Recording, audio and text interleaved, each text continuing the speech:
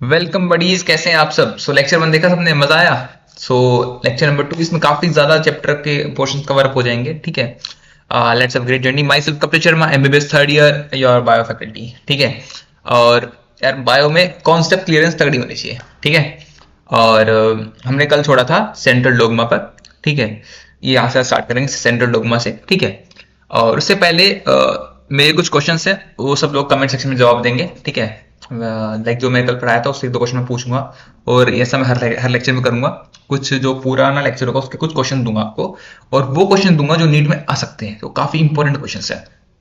पहला क्वेश्चन है, what is the difference between phosphodiester bond and phosphoester bond, जो तुम्हें पता होना चाहिए। ठीक है, ये तुम्हें सबसे पहली चीज। सेकेंडरी थिंग, टेल मी एक ऐसा बैक्टीरिया जो, या फिर ऐसा वायरस जो भी है, चाहे वो बैक्टीरिया हो, वायरस हो, कुछ भी हो सारे संसार में, जिसके अंदर सिंगल स्टैंडर्ड डीएनए है, जिसके अंदर सिंगल स्टैंडर्ड डीएनए है। ओके, और इसके अलावा tell me, third question is mine is for you is that कि tell me what is the backbone in the structure of nucleotide. Okay, what is the backbone. या फिर मैं पूछूं कि डीएनए के अंदर बैकबोन किसे बोलते हैं, डीएनए की बैकबोन क्या है, वो किससे बन रखी है।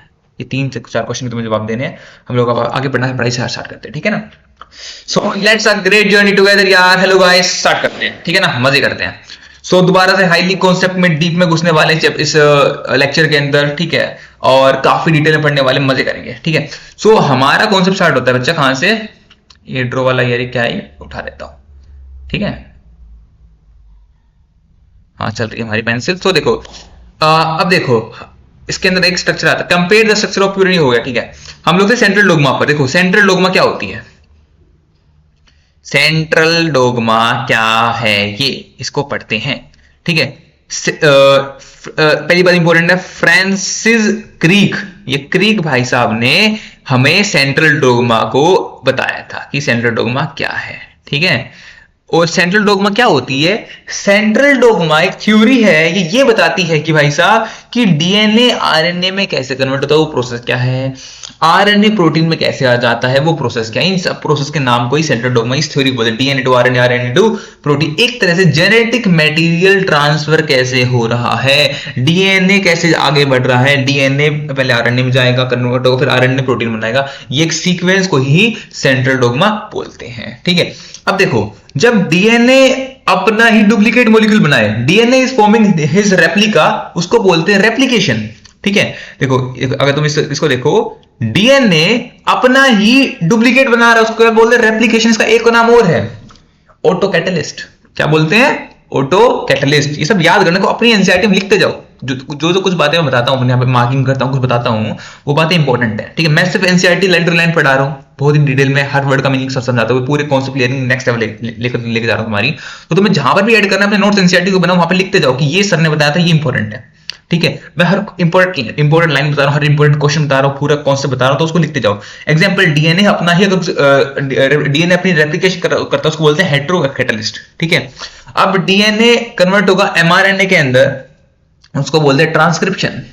ठीक है, ओके, और याद रखना सारे ब्रह्मांड के अंदर लगभग सभी में यही प्रक्रिया चलती है कि डीएनए कन्वर्ट होगा एमआरएनए के अंदर through the process of transcription, then mRNA will वो जाएगा साइटोप्लाज्म के अंदर। ठीक है, और वहां पर बनाएगा, प्रोटीन पे काम करेगा। ठीक है, प्रोटीन बनाएगा। ठीक है, वहां पर राइबोसोम पे काम करेगा, प्रोटीन बनाएगा साइटोप्लाज्म के अंदर। ठीक है, इसको बोलते हैं ट्रांसलेशन। क्या बोलते हैं, ट्रांसलेशन। लेकिन कुछ वायरसेस के अंदर ये भी देखने को मिला था कि डीएनए एमआरएनए में कन्वर्ट हुआ, लेकिन कुछ वायरसेस ऐसे भी थे जो इसको रिवर्स कर दे रहे थे कि एमआरएनए डीएनए में कन्वर्ट हो गया, तो उसको बोलते हैं रिवर्स ट्रांसक्रिप्शन। क्या बोलते हैं, रिवर्स ट्रांसक्रिप्शन। तो यहां पर लिख देना आर टी। ठीक है, reverse transcription when mRNA converts into the DNA. समझ में आ रही है बात, when mRNA converts into the DNA it is known as a reverse transcription. ठीक है, एक सेंट्रल डोगमा थी, और किसने प्रपोज की थी, फ्रांसिस क्रिक ने प्रपोज की थी, काफी इंपॉर्टेंट है।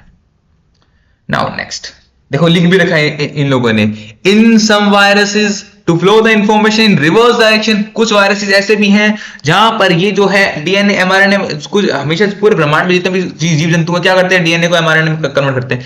लेकिन कुछ वायरस ऐसे भी प्रेजेंट है संसार के अंदर, एक्सेप्शन को हर जगह अवेलेबल है।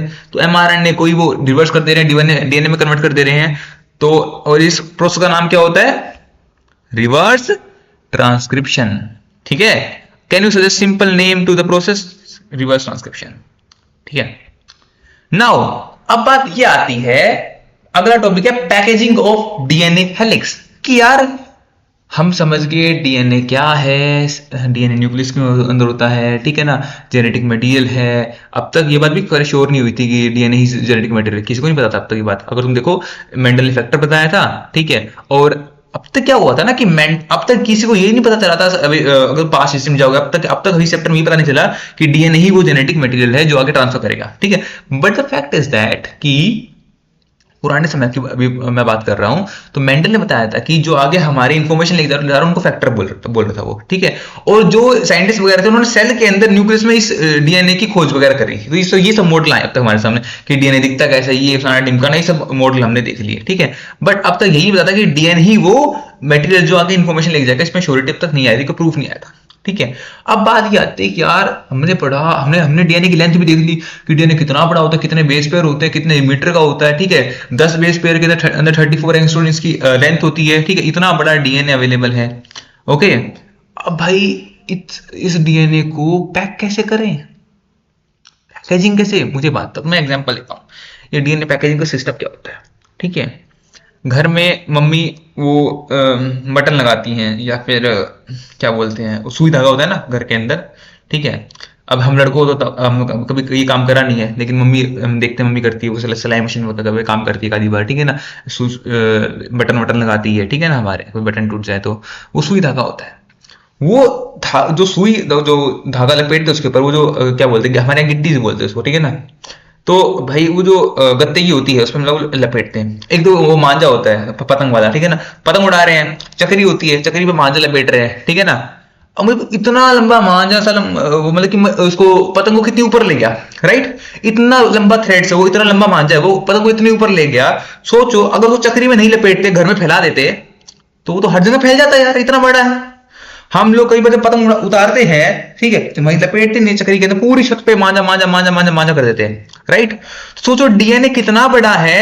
एक ह्यूमन डीएनए की सिंगल डीएनए की हाइट 2.2 मीटर लगभग होती है, और मेरी हाइट, एक इंसान की हाइट कितनी होगी, 5 फुट 7-8 इंच। ठीक है, इंसान खुद 1.5 मीटर का, 2.25 मीटर का डीएनए है। इतना लंबा डीएनए, इतना लंबा थ्रेड लाइक स्ट्रक्चर है डीएनए, वो कैसे पैक हो रखा है, चक्री में पैक हो रखा है। किसमें पैक हो रखा है, हमारे पे सेम फंडा है, जैसे कि मांझा पतंग का मांझा होता है ना, किसी चक्री में पैक करते हैं। इतना लंबा थ्रेड है यार, कहां तक लेकर गए उसको, राइट, कहां तक लेकर उसमें मांझे चक्री में पैक कर दिया और छोटी जगह में रख दिया, यही करते हैं ना। अब वो सुई धागे वाला है, वो रील में बांधते हैं उस थ्रेड को, राइट, कितनी बड़ी है रील, वो खोलो तो दूर तक जाएगी, राइट, लेकिन उस इतने बड़े धागे को एक चक्री में बांध के रख देते हैं हम लोग। ठीक है, सेम फंडा यहां पर भी है, इतना लंबा डीएनए है, तो एक डीएनए की लेंथ 2.2 मीटर ह्यूमन डीएनए की, अभी पढ़ेंगे इसके अंदर हम आगे। ठीक है, अब उसको मैंने बांध रखा है एक चक्री के टाइप स्ट्रक्चर में, चक्री है वो भी, ठीक है ना, वो चक्री प्रोटीन की चक्री है। पढ़ने वाले कैसे बनता है, क्या है सिस्टम, सब पढ़ने वाले। एक प्रोटीन की चक्री मान लो, ऐसे पतंग की चक्री होती है सेम, वो लिपटा हुआ है, उस चक्री पे मांझा लिपटते, यहाँ पे डीएनए लिपटा हुआ है। ठीक है ना, सेम फंडा हुआ। ऐसे ही इसकी हमारे पैकेजिंग होती है डीएनए की। फिर अब ये पढ़ते हैं आगे।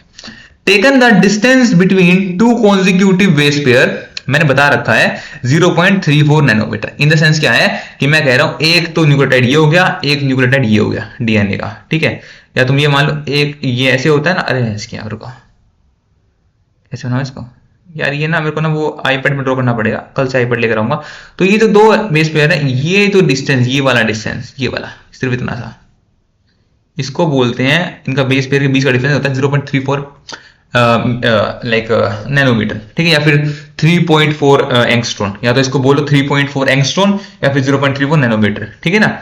If the length of DNA double helix in a typical mammalian cell is calculated, अगर तुम एक मैमल में, एक इंसान के अंदर कैलकुलेट करोगे डीएनए की लेंथ कितनी आएगी, ह्यूमंस के अंदर ठीक है, कितने होते हैं 6.6 इंटू 10 की पावर इंटू 9 बेस पेयर है एक सेल के अंदर, इतने बेस पेयर हैं। अगर मल्टीप्लाई करोगे तो कितनी आ रही है 2.2 मीटर आ रही है। मतलब कि मेरी बॉडी का एक सेल का एक डीएनए की लेंथ 2.2 मीटर, इतने लंबे डीएनए को कैसे पैक किया, चक्री में पैक किया, लपेट दिया। इतने बड़े मांझे को पतंग उड़ानी है, कैसे पैक किया, चक्री ली लपेट दिया, right.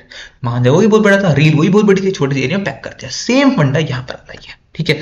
A length that is far greater than the dimension of typical nucleus, जो न्यूक्लियस है उसकी डायमेंशन कहीं लंबा है हमारा डीएनए, ठीक है। कैसे पैक किया वो समझते हैं, मैंने कॉन्सेप्ट पूरा बता दिया चक्री की तरह पैक हुआ, ठीक है ना। अब समझते हैं एग्जैक्टली क्या है साइंस, मतलब इमेजिन करते हैं पूरी पिक्चर को, ठीक है ना। एक क्वेश्चन दे रखा है, ये लोग एक क्वेश्चन तुम सोल्व करोगे, बड़ा आसान सा क्वेश्चन है कि एक इकोलाई है, इकोलाई का डीएनए की जो क्या बोलते हैं, ये पूछ रहा है कि 1.36 मिलीमीटर का इकोलाई डीएनए की लेंथ है, तो उसके अंदर कितने बेस पेयर होंगे, ठीक है। अरे शिट, क्या बना लिया ये, तो उसमें कितने बेस पेयर होंगे, तो 34 एंगस्ट्रॉम के अंदर कितना, यहाँ पे टाइप कर सकते हैं यहाँ, तो 3.4 एंगस्ट्रॉम के अंदर, सॉरी 34 एंगस्ट्रॉम के अंदर 10 बेस पेयर होते हैं। कितने, ऊपर ऊपर लिखवाया था, ऊपर मैंने लिखवाया था, यहां ऊपर इंफॉर्मेशन आई थी इस बात की, ठीक है। तुम लिख लो 34 एंगस्ट्रॉम के अंदर 10 बेस पेयर होते हैं, ठीक है। तो 1.36 मिलीमीटर में कितने बेस पेयर है निकाल सकते हो, ठीक है ना। इसको पहले एंगस्ट्रॉम में कन्वर्ट करो, 1.36 मिलीमीटर को एंगस्ट्रॉम में कन्वर्ट करो, जो आएगा उसको 34 से डिवाइड कर दो, मल्टीप्लाई बाय 10, आ गया answer. In prokaryotes such as E coli through they do not have defined nucleus, E coli के अंदर कोई डिफाइंड न्यूक्लियस नहीं होता, ठीक है। वहां पे जो डीएनए वैसे फैला हुआ है, ठीक है ना। DNA is not scattered throughout the cell, DNA being negatively charge. अच्छा बोला है कि ना डीएनए क्या है, नेगेटिव चार्ज है। Can anybody explain me why DNA is a negative charge due to the phosphate group. DNA negative charge क्यों होता है, डीएनए नेगेटिव इसलिए होता है बिकॉज डीएनए का जो मैंने स्ट्रक्चर पढ़ाया था, उस डीएनए में क्या होता है, 5th कार्बन में फॉस्फेट अटैच होता है, और phosphate is a negatively charge. अगर तुम लोग केमिस्ट्री थोड़ी बहुत भी जानते हो तो फॉस्फेट नेगेटिव चार्ज रखता है अपने अंदर, that's why DNA is a negative charge particle, ठीक है। एज जो पैक होगा DNA is held with some protein, ठीक है, दैट हैव पॉजिटिव चार्ज, ठीक है। अब जब ये डीएनए पैक किया जाता है तो ये कैसे पैक किया जाता है, मैं तुम्हें थ्योरी बताता हूं, डीएनए पैक कैसे होगा, समझना मेरी बात, ठीक है। Opposite charges attract each other, right, ठीक है। फंडा क्या है कि ये देखो, दिख रहा है ये कोर ऑफ हिस्टोन मॉलिक्यूल, देखो ये तुम्हें दिख रहा है चक्री सी, ये पूरा जो ये मॉलिक्यूल सिस्टम बना रखा इन्होंने, ठीक है। ये क्या चक्कर है इसके अंदर कि ये जो हरा हरा हिस्टोन मॉलिक्यूल है, ये प्रोटीन है, क्या है ये, प्रोटीन है। इसके ऊपर डीएनए लिपटा हुआ है, चक्री घुमा रहा है, ठीक है, ऐसे चक्री घुमा रखी, ठीक है पूरी। अब जो ये डीएनए चिपका क्यों है इसके ऊपर, क्यों लिपट गया है, रीजन इज दैट कि डीएनए पॉजिटिव चार्ज है, वो सॉरी डीएनए नेगेटिव चार्ज है और वो प्रोटीन पॉजिटिव चार्ज है, सो दे अट्रैक्ट ईच अदर, और इसलिए उन्होंने चक्री पूरी बना रखी है, पूरा डीएनए लपेटा हुआ है उस प्रोटीन मॉलिक्यूल के ऊपर। अब फंडा ये आता है कि सर डीएनए नेगेटिव चार्ज है, रीजन फॉस्फेट ग्रुप है। अगर मुझसे नीट वाले पूछते हैं, एनटीए पूछता है कि ये प्रोटीन पॉजिटिव चार्ज क्यों है मेरे भाई, उसका रीजन दो, so that the reason NCERT mention here, ठीक है, कि ये इसलिए है, इन्होंने लिखा नहीं है, ये रहा लिखा मिलेगा, ये रहा histones are rich in basic amino acid residues lysine and arginine, ठीक है। जो ये हिस्टोन प्रोटीन है ये पॉजिटिव क्यों है, बिकॉज देखो एसिडिक जो होता है substance they are negative, basic positive, ठीक है। अब जो डीएनए था फॉस्फेट ग्रुप था, इसलिए नेगेटिव चार्ज था। जो ये प्रोटीन है उसमें बेसिक अमाइनो एसिड है, वो अमाइनो एसिड जो पॉजिटिव चार्ज पैदा कर रहे हैं, दो अमाइनो एसिड नाम दिए हैं, लाइसिन एंड आर्जिनिन, ये दे रखा है एनसीईआरटी ने। सो लाइसिन एंड आर्जिनिन जो दो बेसिक अमाइनो एसिड्स हैं are present in the histone molecule, histone protein, that's why the histone जो प्रोटीन है वो पॉजिटिव चार्ज है और डीएनए नेगेटिव चार्ज है due to phosphate group, and these opposite charge attract each other, और ये पूरी चक्री बनाते हैं और डीएनए पैक किया जाता है।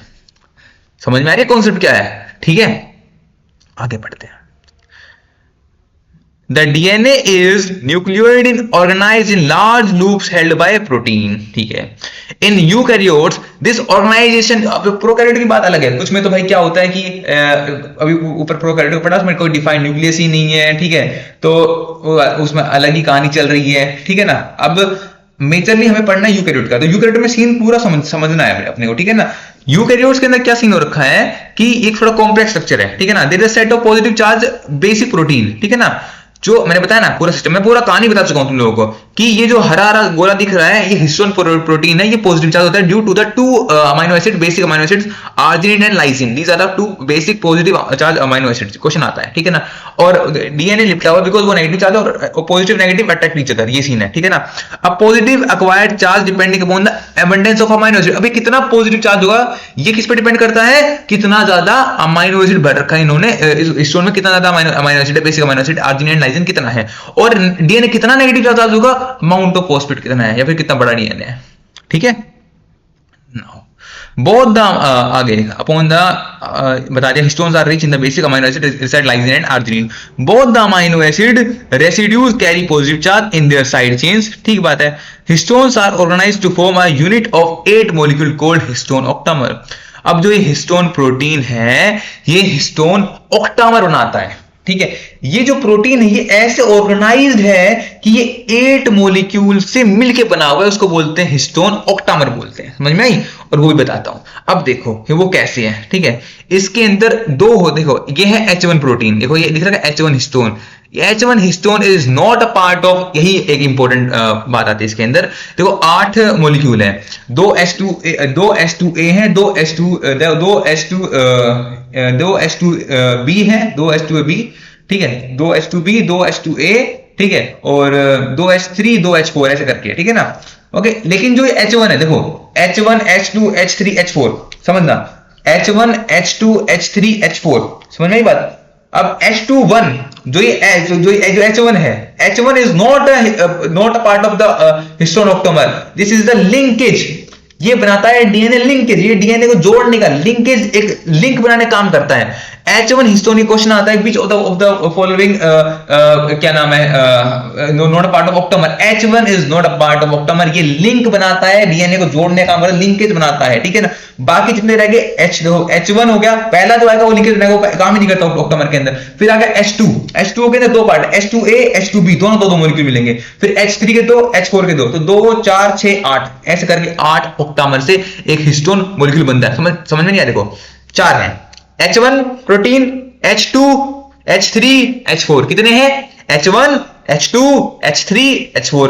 H1 जो सबसे पहला आएगा ये ऑक्टामर में का पार्ट नहीं है, ये लिंक बनाएगा, दो डीएनए को जोड़ेगा, ये डंडा बना रखा है हरे रंग का, ये डंडा, ये डंडा हरे रंग का, ये लिंक, ये दिखाता हूं, ये वाला डीएनए है, राइट, ये वाला डीएनए है, ठीक है, राइट। इन दोनों को जोड़ा किसने है, कौन ब्रिज बना के बैठा है, H1 ना, तो H1 ऑक्टामर का यूनिट नहीं बनता।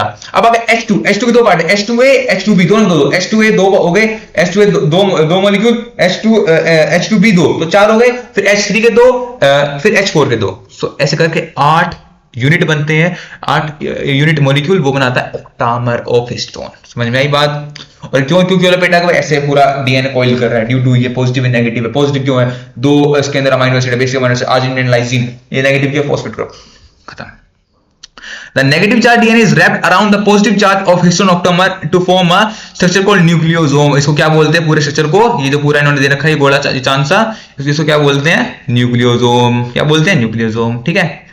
Now A typical nucleosome contains 200 base pair, एक न्यूक्लियोसोम के अंदर 200 पेयर, मतलब कि एक हिस्टोन प्रोटीन के अंदर 200 बेस पेयर लंबा डीएनए कॉइल करता है, समझ रहे हो। मतलब कि अगर मैं पूछूं तुम्हें सिंपल सा फंडा क्या है कि सर एक चक्री में कितना मान आ जाएगा, तुम बोलोगे भाई 1 किलोमीटर, राइट, 1 किलोमीटर को डाल में 100 मीटर 200 मीटर 300 मीटर जितने तुम्हारे पतंग उड़ाओगे, चक्री के साइज के अकॉर्डिंग के 10 रुपए की चक्री आती है, 100 रुपए की चक्री आती है, मार्केट में मांझा उड़ाते हैं, ठीक है। या कोई जो रील है जो मम्मी बुनती, वो क्या बोलते हैं, वो जो बटन लगाते हैं, जो रील आती है लाल नीली पीली, तो उसमें कितना धागा आ रहा है, तो बोलोगे एक के अंदर आ रहा है 50 मीटर, यही तो बोलोगे, राइट। अब मैं ये बोल रहा हूं, एनसीईआरटी बोल रही है कि जो ये डीएनए है, एक डीएनए की चक्री, एक डीएनए का हिस्टोन मॉलिक्यूल, उसके अंदर 200 बेस पेयर लंबा। डीएनए की लेंथ कैसे नापते हैं, पिछले लेक्चर में बताया था, बेस पेयर से नापते हैं। कैसे नापते हैं? Base pair. It have 200 base pair, it has 300 base pair, it has this much base pair, whatever this base pair, ठीक है ना। अब 200 बेस पेयर लंबा जितना डीएनए एक चक्री में लपेटा जाता है। समझ में आ रही है बात? अब 10 बेस पेयर की लेंथ कितनी होती है? 34 एंगस्ट्रॉम, राइट। 10 बेस पेयर की 34 एंगस्ट्रॉम। अगर तुम निकालोगे इसके अंदर 20 क्या बेस पेयर आएंगे, सॉरी, हाँ 10 बेस पेयर की होती है 34 एंगस्ट्रॉम। सो 20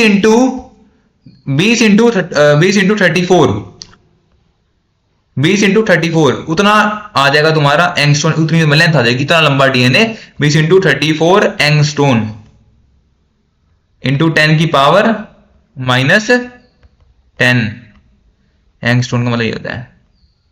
यार कल से ना आईपैड में रिकॉर्ड होना पड़ेगा। आईपैड में क्या हो ना, आईपैड से आओ तो मैं ना ये राइटिंग अच्छी आएगी मेरी, ये में फालतू की नहीं हो रही है, ठीक है ना। इसे लेंथ निकाल लोगे दो, देखो सुनो सिंपल बात है कि एक जो डीएनए की चक्री होती है उसके अंदर 200 बेस पेयर लंबा डीएनए आएगा। अब मेरे को पता है कि 10 बेस पेयर की लेंथ होती है 34 एंगस्ट्रॉम, ठीक है। तो 200 बेस पेयर का मतलब कितना हो गया? 10 बेस पेयर की अगर 34 है तो एक बेस पेयर कितनी होगी? 34/10, 200 की कितनी होगी? 34/10 इंटू 200। वही मैंने किया है। समझ में आ रही है बात? That's it. The repeating unit of structure is in nucleus called chromatin. ठीक है, ये क्या बोल रहा है?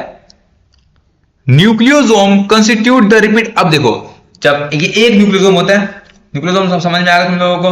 चक्री पूरा, ठीक है ना, चक्री डीएनए लिपटा हुआ पूरा एक मॉलिक्यूल। अब बहुत सारे न्यूक्लियोसोम जब मिलते हैं, बनते हैं, उसको वो क्या बनाते हैं?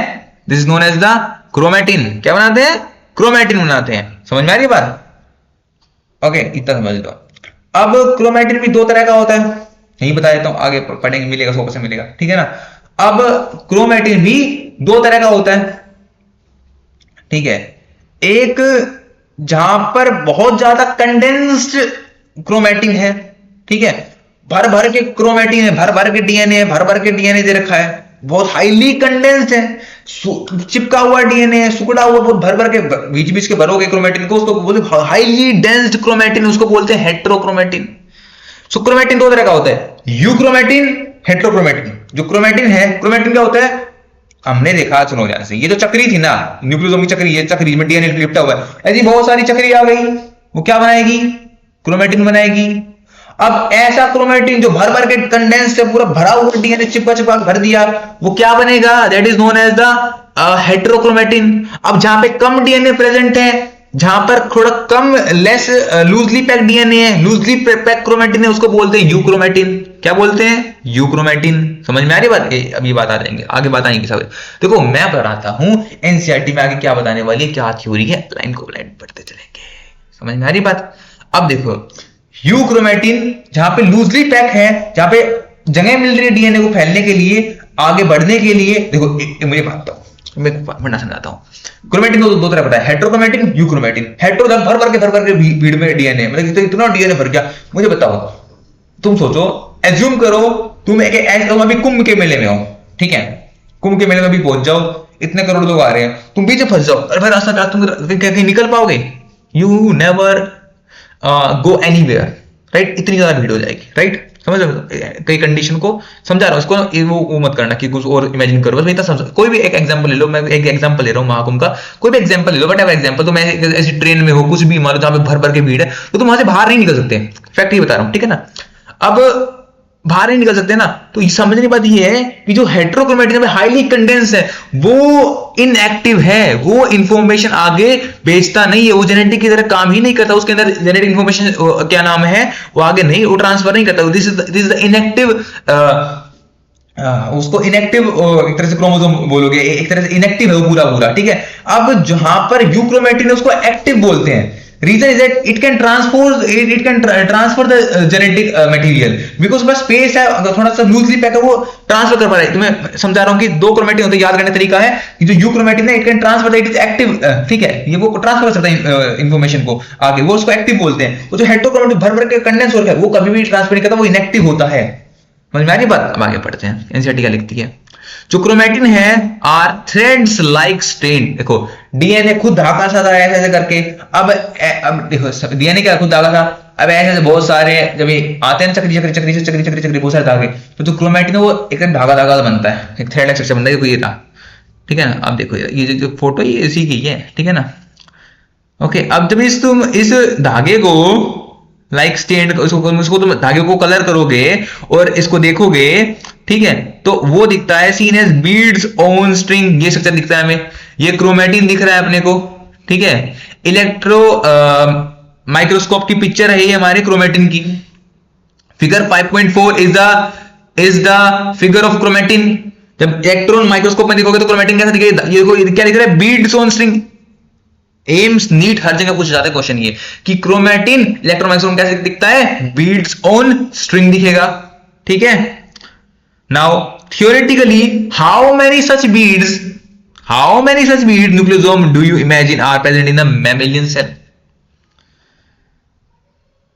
बहुत सारी हो सकती है, मैं क्या बताए, वो निकाल लेंगे, अभी हमारा काम है कॉन्सेप्ट पे ध्यान देना, ठीक है ना। तुम निकाल सकते हो इसे यार, एक वो आसान क्वेश्चन है, काफी ज्यादा आसान क्वेश्चन है, बहुत आसान क्वेश्चन है। न्यूक्लियोसोम के अंदर कितने बेस पेयर है? 200। तुम इजीली निकाल सकते हो, इजीली निकाल सकते हो, निकाल लेना, ठीक है। The beads on string structure is in chromatin is packaged into form chromatin fiber that are further coiled and condensed at metaphase stage of cell division to form chromosome। बहुत सारे क्रोमेटिन मिलकर क्या बनाते हैं? क्रोमोसोम बनाते हैं। देखो अभी इतना समझो, बहुत सारे जो डीएनए की चक्री थी न्यूक्लियोसोम था, बहुत सारे न्यूक्लियोसोम मिलकर क्या बनाया? क्रोमेटिन। बहुत सारे क्रोमेटिन मिलकर क्या बनाया? क्रोमोसोम बना दिया, ठीक है ना। अब packaging of chromatin at higher level of required additional set of protein are collectively referred to as non histone protein, ठीक है। अब देखो क्रोमेटिन को पैक करने के लिए देखो न्यूक्लियोसोम क्या था? हिस्टोन प्रोटीन, और डीएनए लिपटा हुआ है, बहुत सारे आ गए, ठीक है, एक क्रोमेटिन बन गया। अब क्रोमेटिन को पैक करने के लिए at higher level we need also a non histone protein also, ठीक है।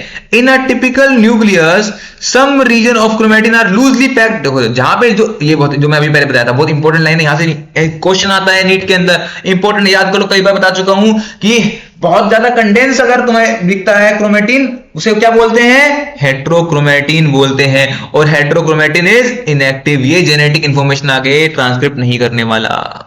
और यूक्रोमेटिन जो है ये लूजली पैक है, ये लूजली पैक है और ये जेनेटिकली एक्टिव होता है, is said to be transcriptionally active chromatin.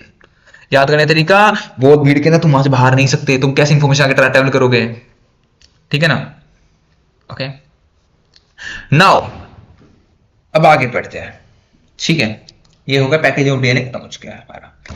अब आगे आता है the search for genetic material. हम अभी भी मेंडल ने बताया था क्या फैक्टर ऐसे जाएंगे, फैक्टर मतलब कि हमारी इंफॉर्मेशन अगली पीढ़ी में ट्रांसफर करता है, ये सब मेंडल बताया गया था। दूसरे साइंटिस्ट ने सेल के अंदर डीएनए की खोज करी कि डीएनए होता है ऐसे, भाई क्रोमेटिन होता है, ये होता है, वो होता है, कोई भी खोज चल रही थी। बट कोई ये नहीं बता पाया था कि जेनेटिक मटेरियल कौन ट्रांसफर कर रहा है, वो फैक्टर क्या थे, वो फैक्टर डीएनए ही था, ये अब तक पता नहीं चला था, अब वो पता चलने वाला था, ठीक है। अब इसके अंदर 3-4 एक्सपेरिमेंट आने वाले हैं, वो हमने पढ़ेंगे काफी डिटेल में, काफी बड़े प्यार से पढ़ने वाले हैं, समझ में आई बात। देखो even through the discovery of nuclein, ठीक है। अब न्यूक्लिन क्या होता है? Acid of nucleus, DNA RNA, ठीक है ना। बाय मिशनर, भाई इस भाई साहब ने, मिशनर एक साइंटिस्ट था, उसने न्यूक्लियस में डीएनए को ढूंढ लिया। यार डीएनए मिल गया, मेंडल बोल रहा है भाई इंफॉर्मेशन फैक्टर लेके जाएंगे, तो मिशनर बोल रहा है भाई यार ये डीएनए ढूंढे, तेरा फैक्टर क्या है, ये क्या फैक्टर लगा रखा है न्यूक्लियस में, हमने तो डीएनए मिला है, ठीक है। मिशनर बोला हमने डीएनए ढूंढ लिया भाई। And the preposition for principle of inheritance bye Mendel बोल रहा था ये फैक्टर लेके जाएगा, फैक्टर ढूंढो।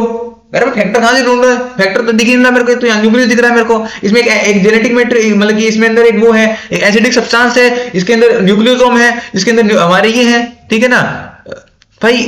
सीन चल रहा है यहाँ पे तो अलग लेवल का।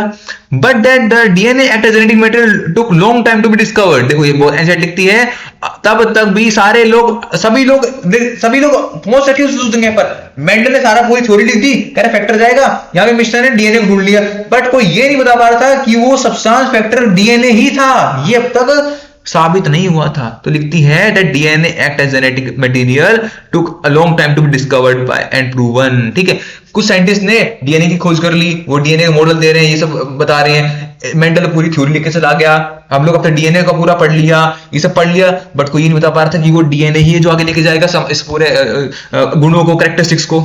ठीक है, सो पहली बार, ठीक है, पहली बार कुछ साइंटिस्ट वगैरह उन्होंने प्रूव करके दिखाया कि वो डीएनए ही है। अब वो एक्सपेरिमेंट आने वाले बहुत इंपॉर्टेंट एक्सपेरिमेंट, ध्यान से सुनते जाना बातों को। By 1926 the quest to determine the mechanism for genetic inheritance had reached to the molecular level. 1926 तक इतना पता चल गया था हमें तो कि यार ये तो फैक्टर की बात मेंटल करके गया है ना भाई, यार ये जो इंफॉर्मेशन जा रही है ये मॉलिक्यूलर लेवल पे ही जा रही है, ये तो फिक्स हो गया है। ठीक है, ये बात मतलब कि न्यूक्लियस, ये कुछ तो सेल के अंदर, न्यूक्लियस के अंदर ही है, इतना तो फिक्स हो गया। 1926 तक ये समझ गए थे हम लोग कि ये जो इनहेरिटेंस हो रहा है ना, ये मॉलिक्यूलर लेवल पर ही हो रहा है और ये न्यूक्लियस के अंदर ही कुछ चीज है जो भी है, इतना पता है। Previous discoveries by Gregor Mendel, Mendel ने अपना ज्ञान दे दिया था। ठीक है, ये वॉल्टर सट्टोन, इस भाई साहब ने अलग ज्ञान दिया। थॉमस हंट ने, मॉर्गन ने किसका लिंकेज के बारे में बताया था। ठीक है, कोई क्रोमोसोम के बारे में बता रहा था, कोई मेंडल पूरा बता के चला गया, ये मेरे फैक्टर थे, मेंडल फैक्टर की ज्ञान दे रहा है, कोई लिंकेज का ज्ञान दे रहा है, मॉर्गन ने लिंकेज का ज्ञान दिया, वाल्टर अपना क्रोमोसोम वगैरह पे ज्ञान दे रहा था। ठीक है, डीएनए पे ज्ञान दिया जा रहा है, लेकिन कोई ये नहीं बता पा रहा कि वो फैक्टर भाई ये सब डीएनए ही है। इस बात को कोई प्रूव नहीं, तो कोई साइंटिस्ट कोई चीज ही नहीं थी यार। समझ में आ रहा है, मॉलिक्यूलर लेवल पे कोई ना कोई चीज लेके जा रही है, बट क्या है वो डीएनए, ये बात को श्योरिटी नहीं थी, कोई प्रूफ ही नहीं था। अब वो प्रूफ आने वाले थे। ठीक है, now but a question what molecule was actually the genetic material, ये क्वेश्चन अभी भी नोट आंसवर्ड था, नोट मीन आंसवर्ड, कि भाई वो मॉलिक्यूल कौन सा है जो जेनेटिक मटेरियल को आगे लेकर जाएगा। ठीक है, नाउ पहला आता है ट्रांसफॉर्मिंग प्रिंसिपल्स। ठीक है, बहुत ही इंपॉर्टेंट ये आता है तुम्हारा, क्या बोलते हैं, एक्सपेरिमेंट बैक्टीरियल ट्रांसफॉर्मेशन। कौन सा experiment? Bacterial transformation experiment. Bacterial transformation बहुत ही ज्यादा इंपॉर्टेंट, बहुत ही ज्यादा नीट के लिए, 12th के लिए, हर जगह इंपॉर्टेंट एक्सपेरिमेंट है। और मैं सच कहता हूं, जो लोग टॉपर अभी मेरे पास अभी लेक्चर ले रहे, पढ़ रहे हो, तुमने ये चूहे की कहानी बहुत सुनी होगी, माइस वाली जो भी आने वाली है, लेकिन तुम्हें इसका रियल फैक्ट आज पता चलेगा। ठीक है, और ये बात तुम लोग भी जानते हो, जब तुम मुझसे पढ़ते हो तुम्हें अलग ही एक कॉन्सेप्ट तुम्हारा क्लियरेंस आता है। ठीक है ना, और मैं बता रहा हूं अभी जो बढ़ाने वाला तुमने आज तक सुना भी नहीं होगा। ठीक है, इतना तगड़ा लेवल का कॉन्सेप्ट क्लियर होगा इस एक्सपेरिमेंट को, जो आज तक पढ़ते जाते चूहा मार दिया, ये 2 सीन होती है, इसको एग्जैक्टली पढ़ते हैं कि क्या अंडा है। ठीक है, इन 1928 इसका एक्सपेरिमेंट नाम क्या है? Bacterial transformation. Bacterial transformation, BSc लिख लेता हूं, ठीक है, समझ जाना। तुम अपने आंसर में लिख लो बैक्टीरियल ट्रांसफॉर्मेशन एक्सपेरिमेंट इन 1928। 1928 में एक बंदा आया, फ्रेडरिक ग्रिफिथ। फ्रेडरिक ग्रिफिथ एक साइंटिस्ट भाई साहब आए, इन अ सीरीज ऑफ एक्सपेरिमेंट। उसने बहुत सारे सीरीज, मतलब कि सीरीज क्या थी, सीजन 1, सीजन 2, सीजन 3, ये से 4 एक्सपेरिमेंट लेकर आया आपने। कितने? 4 एक्सपेरिमेंट, सीरीज ऑफ एक्सपेरिमेंट लेकर आया विद स्ट्रेप्टोकोकस न्यूमोनियाई। अब आपको पता है ये क्या है? एक बैक्टीरिया है, स्ट्रेप्टोकोकस न्यूमोनिया, एक बैक्टीरिया जो कि निमोनिया करेगा। निमोनिया एक डिजीज होती है लंग्स की, जिसके अंदर हमारी जो प्लूरल मेम्ब्रेन में फ्लूइड भर जाता है, एक तरह से लंग्स का इंफेक्शन बोल दो। ठीक है ना। अब स्ट्रेप्टोकोकस मतलब क्या होता है? एक ऐसा बैक्टीरिया जो कोकस मतलब क्या होता है? अगर तुमने पढ़ा होगा बैक्टीरिया की 4 शेप होती है, bacillus shape, vibrio shape, cocci shape. तो कोकस मतलब क्या? Oval shape. अब स्ट्रेप्टोकोकस किसको बोलते हैं? तो बहुत सारे ऐसे ना लाइन बाय लाइन, क्या बोलते हैं ये ऐसे कई, इसको बोलते स्ट्रेप्टो मतलब इसमें एक तरह से एक रेखा में दुनिया भर के गोले गोले गोले गोले गोले ऐसे करके ना क्या बोलते हैं बैक्टीरिया। ठीक है ना। स्ट्रेप्टोकोकस मतलब कि ऐसा बैक्टीरिया जो कि ओवल शेप का है। स्ट्रेप्टो मतलब स्ट्रेप्टो शेप का नाम है कि बहुत सारे ऐसे लाइन में लगे हुए हैं। तो स्ट्रेप्टोकोकस न्यूमोनिया एक बैक्टीरिया है, शेप उसकी गोला गोला गोला गोला गोला गोला और सारे लाइन में लगा रखे हैं, और ये बैक्टीरिया निमोनिया बीमारी कोज करेगा। ठीक है। Witnessed a miraculous transformation in the bacteria। समझो इस बात को, ये विटनेस है, ये साइंटिस्ट ने क्या दिया कि भाई बैक्टीरिया ट्रांसफॉर्म हो गया। What do mean by transformation? Experiment नाम है बैक्टीरियल ट्रांसफॉर्मेशन, मतलब कि बैक्टीरिया फॉर एग्जांपल ट्रांसफॉर्मेशन। तुमने देखा होगा शादी में एक मूवी थी, ठुकरा के मेरा प्यार मेरा इंतकाम देखेगी, वो क्लर्क बन गया आईएएस, ठीक है। सीन क्या है यहाँ पर? ट्रांसफॉर्मेशन, ठीक है। बंदा प्यार से मतलब कि हारा हुआ व्यक्ति नीट निकाल रहा है, तुम्हारी ट्रांसफॉर्मेशन क्या होगी? एआईआर 1 एआईआर निकालो भाई, जाओ एम्स, फिर बताना ठुकरा के मेरा प्यार इंतकाम देखेगी, तू मेरा ट्रांसफॉर्मेशन देखेगी। अब यहाँ पे पढ़ते हैं बैक्टीरिया की ट्रांसफॉर्मेशन, ठीक है ना, राइट। सो सीन क्या आता है यहाँ पर? बैक्टीरिया अपने आप को ट्रांसफॉर्म कर रहा है, बैक्टीरिया अपना प्यार दिखा रहा है, ठुकरा हुआ प्यार, अपनी एक्स से बदला लेने के लिए उसने अपने को ट्रांसफॉर्म कर दिया और नेक्स्ट लेवल ट्रांसफॉर्म किया। सारे अचंभित रह गए, सबकी आंखें फट रही कि ये बैक्टीरिया क्या करके दिखा दिया हमें, ठीक है। अब ये एक्सपेरिमेंट है, यहाँ पे डीएनए प्रूव होने वाला है, DNA is a genetic material, ठीक। हम आगे बढ़ते हैं। During the course of his experiment a living organism, bacteria, एक लिविंग बैक्टीरिया यानी कि Streptococcus निमोनियाई had change in physical, मतलब सॉरी, जो बैक्टीरिया था उसने अपनी फिजिकल फॉर्म बदल दी। मतलब कि वही एग्जांपल दे रहा हूं कि ठुकरा के मेरा प्यार मैंने देखा, पतला सुकड़ा आदमी था, बॉडी बना दी, सिक्स पैक बना ली, देख मेरा ठुकरा के प्यार देख तू मेरा, ठीक है। उसने अपनी पूरा बॉडी चेंज कर दी। सेम है, बैक्टीरिया अपनी बॉडी चेंज कर दी, फिजिकल अपीयरेंस चेंज कर दी बंदे ने यार, ठीक है, अपने आप को ट्रांसफॉर्म कर दिया। ये कैसा एक्सपेरिमेंट था, किस लेवल का एक्सपेरिमेंट है वो पढ़ने वाले हैं। When Streptococcus pneumoniae bacteria are grown on culture, हमने बहुत सारे बैक्टीरिया को ग्रो किया, उनकी टिश्यू कल्चर किया, बहुत से बैक्टीरिया को बढ़ाया, ठीक है, उनको न्यूमरस में उनकी नंबरिंग बढ़ा दी। अब देखो ये आर स्ट्रेन, ये स्मूथ आर स्ट्रेन और ये दो स्ट्रेन, ये आर स्ट्रेन, अरे यार को ये आर स्ट्रेन और एस स्ट्रेन, दो स्ट्रेन पढ़ते हैं। पहली बार स्ट्रेन क्या होती है? What do you mean by strain? जैसे कि फॉर एग्जांपल स्ट्रेन होती है स्पीशीज, इस बैक्टीरिया की डिफरेंट स्पीशीज, ठीक है। एग्जांपल कुत्ते होते हैं, एक लैब्रा कुत्ता, एक पिटबुल है, एक रेडबुल बोल रहा हूँ, रेडबुल तो ड्रिंक होगी ना, एक पिटबुल हो गया, डोबरमैन हो गया तुम्हारा, ये जितने भी लैब्रा पैब्रा जर्मन शेफर्ड कुत्ते की ब्रीड्स होती हैं, स्पीशीज हैं, ठीक है ना। अब लड़कियों की स्पीशीज है, ठीक है, एक संस्कारी, एक इंस्टाग्राम में मुद्रा करने वाली, ठीक है, स्पीशीज है, अलग अलग प्रजाति की लड़कियां मिल रही है हमें, ठीक है। वैसे ही इसी बैक्टीरिया की एक स्पीशीज है, ठीक है ना, ये बैक्टीरिया की स्पीशीज है। एक वो स्पीशीज है जो इसको हम लोग आर बोल रहे हैं, आर स्ट्रेन, स्ट्रेन मतलब की स्पीशीज। बैक्टीरिया के अंदर हम लोग डिफरेंट स्पीशीज को स्ट्रेन से बताते हैं, ठीक है। और ये बड़ा ही गंदा सब्जेक्ट है एमबीबीएस के अंदर, माइक्रोबायोलॉजी, बड़ा ही गंदा स्ट्रेन करते रहते हैं उसमें 24 घंटे, ठीक है ना, बड़ा ही भड़क करती है, बहुत रुलाने वाला सब्जेक्ट एक तरह से कोई है, वो माइक्रोबायोलॉजी लगता है मेरे को एमबीबीएस के अंदर, ठीक है। अब बैक्टीरिया की डिफरेंट स्पीशीज को हम लोग स्ट्रेन बोलते हैं, ठीक है। अब कुत्तों की हमें स्पीशीज सारी याद है, ठीक है। लड़कियों की स्पीशीज भी हम लोग पहचानने में गलती कर देते हैं, ठीक है ना, कोई काट के चले जाती है हमारा, ठीक है। तो सीन क्या है यहाँ पर कि यहाँ पे बैक्टीरिया की डिफरेंट स्पीशीज अवेलेबल है, एक है एस स्ट्रेन, एक है आर स्ट्रेन, ठीक है ना। अब देखो एस मतलब क्या है, आर मतलब क्या है? आर मतलब कि रफ स्ट्रेन, ठीक है। मैंने क्या बताया था कि बैक्टीरिया कैसे प्रेजेंट है? गोला गोला गोला गोला ऐसे प्रेजेंट है। सॉरी यार, क्या बना जाए इसके, ये देखो गोला गोला गोला, ये बनाया था, ये बनाया था, ये गोला गोला गोला। अब अगर तुम इसके ऊपर हाथ फेरोगे, गोला गोला गोला गोला, तो खड्डा खड्डा है ना, खड्डा खड्डा नहीं है, ऐसे ऐसे ऐसे चल रहा है ये, है ना, ऐसे मतलब एक गोला, कैसे समझो, ये गोला इसमें खड्डा खड्डा आ गया ना, ठीक है। तो वो सीन है इसके अंदर, तो गोला गोला गोला, तो खड्डा खड्डा आएगा ना, ऐसे उछलते जाना पड़ेगा, ठीक है। तो रफ है, कैसा है? रफ है, ठीक है। और आर फॉर रोगी, आर फॉर रोगी, आर स्ट्रेन और एस स्ट्रेन। आर क्या है? रफ, जो गोला गोला ऐसे गड्ढा गड्ढा गड्ढा जाना पड़ रहा है। लेकिन जो एस स्ट्रेन है, गोला गोला उसमें भी है, लेकिन इस पूरे स्ट्रेप्टोकोकस निमोनिया के ऊपर एक लेयर है, परत है, एक लेयर है, किसकी? पॉलीसैकेराइड्स की। किसकी? पॉलीसैकेराइड्स की। मैं बताता हूं, देखो, अगर मैं इसके ऊपर एक लेयर बना दूं, ये पूरी लेयर बना दी, अब देखो ये पूरी क्या बन गई? स्मूथ बन गई, बन गई स्मूथ, प्लेन सपाट बन गई, स्मूथ बन गई, that is known as strain. So R strain और एस स्ट्रेन के अंदर फिजिकल डिफरेंस था, मेरी बात वो समझना, ठीक है ना, कि आर स्ट्रेन रफ थी, गड्ढा गड्ढा गड्ढा, ठीक है, एस स्ट्रेन पे गोला गोला था अंदर, लेकिन उसके ऊपर एक लेयर आ रखी थी पूरी सील पैक, ठीक है, और ऐसे पूरा स्मूथ, उसको क्या बोलते हैं? एस स्ट्रेन बोलते हैं, that is known as smooth, उसको रफ बोलते हैं। अब देखो जो आर स्ट्रेन है, आर को रोगी, लेकिन उल्टा है, ये रोगी मतलब कि डिजीज करने वाली, लेकिन जो आर स्ट्रेन थी वो निमोनिया का, ये बैक्टीरिया जो Streptococcus pneumonia, R strain Streptococcus pneumonia की रफ जो स्पीशीज है, आर स्ट्रेन है, वो डिजीज ही नहीं करती, दैट डजंट कॉज निमोनिया, ठीक है।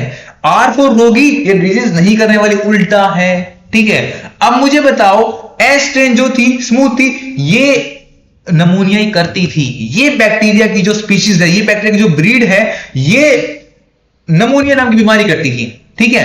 अब क्या डिफरेंस है भाई, दोनों डिट्टो सेम है, सब कुछ सेम है, खाली फर्क किसका है, S strain has the polysaccharide covering and R strain doesn't have the polysaccharide covering. तो इट में समझ में आ रहा है कि यार एस स्ट्रेन बीमारी इसलिए कर पा रही है नमूनिया ही, उसके पॉलीसैकेराइड के अंदर कोई ना कोई ऐसी चीज है जो नमूने करवाने में हेल्प कर रही है। बिकॉज़ दोनों डिटो सेम है, आर स्ट्रेन भी डिटो सेम है, एस स्ट्रेन भी डिटो सेम है।